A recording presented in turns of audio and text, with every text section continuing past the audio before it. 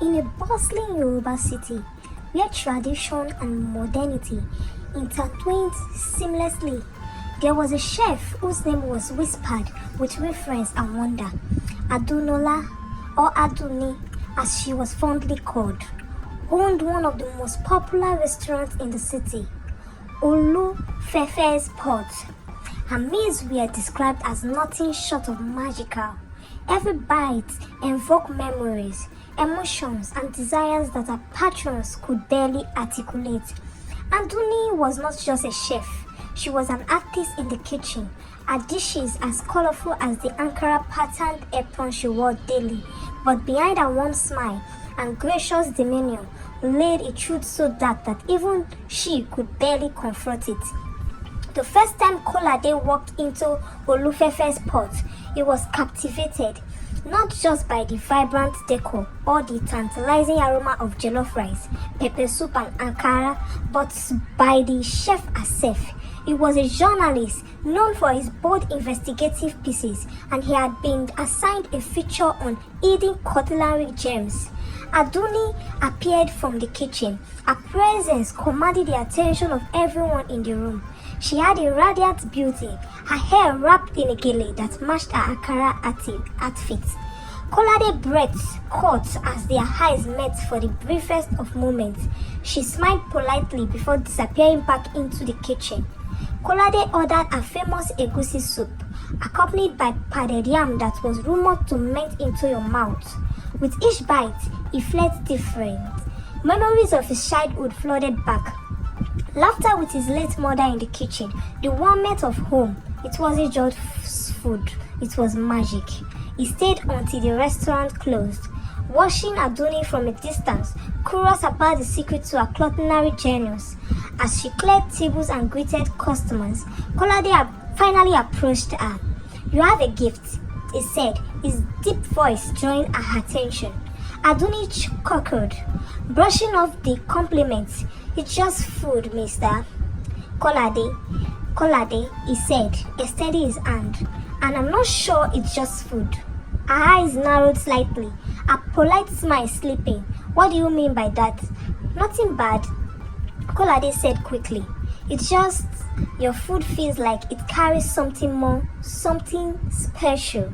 For a moment, Aduni hesitated, but then a smile returned, though it didn't quite reach her eyes.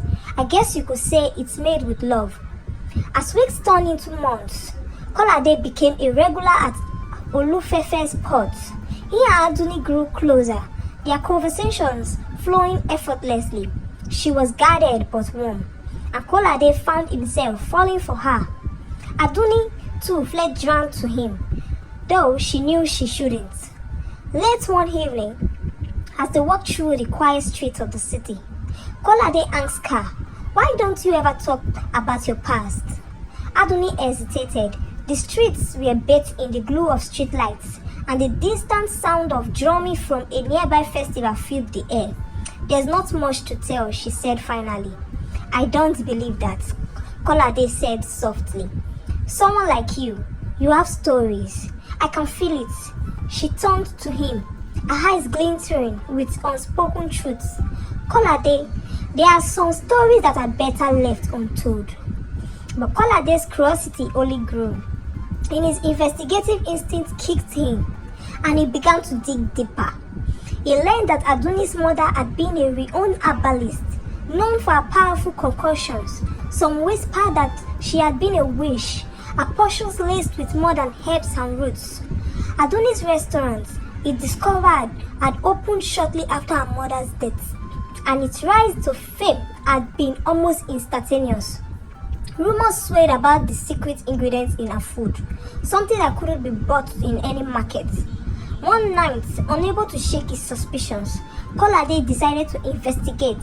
He waited until the restaurant had closed, then slipped through the back entrance. The kitchen was immaculate, its modern appliances gleaming under the fluorescent lights. But there was one thing that stood out, a large clay pot in the corner, covered with a black cloth. Kolade approached it cautiously, lifting the cloth to reveal a bubbling stew. The aroma was intoxicating, yet unsettling, Beside the pot, he noticed a small wooden box carved with intricate patterns. Inside were strange herbs, small bones, and a knife with a handle made of ivory. "What are you doing here?" Kolade spun around to see Aduni standing in the doorway, her face a mask of fury. "Aduni," he began, his voice shaking.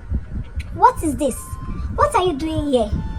Her shoulders slumped as she stepped into the kitchen, closing the door behind her. "You shouldn't have come here," she said quietly. "Tell me the truth," Kolade demanded. "What's in the pot? What's your secret?" For a long moment, she said nothing. Then, in a voice barely above a whisper, she said, "It's not what you think." She told him everything. How her mother had passed down an ancient ritual tied to their lineage. How the pot was not just for cooking, but for connecting to the spirit of her ancestors. The special ingredient wasn't human flesh as some might think, but it wasn't entirely innocent either. It was the essence of emotions, drawn from those who had wronged her or her family. "It's why people feel so much when they eat my food," Aduni said, tears streaming down her face. "It's not just taste, it's memories, feelings, it's them." Kolade was horrified, yet he couldn't deny the depth of her pain. "You don't have to keep doing this," he said.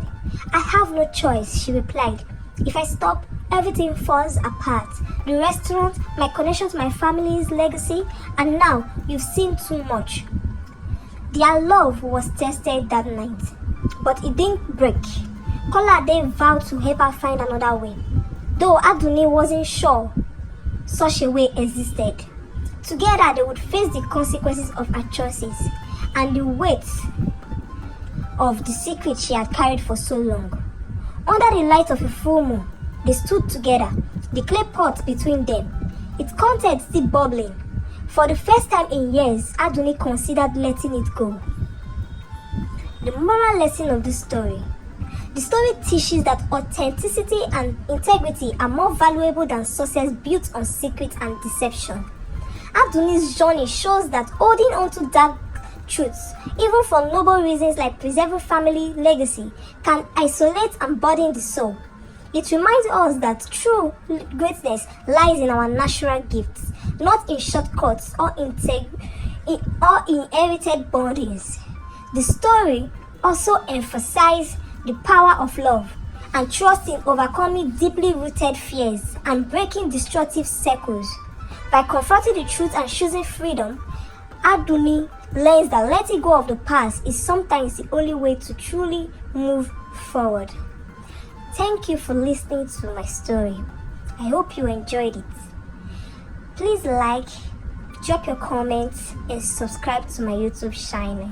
Thanks for watching.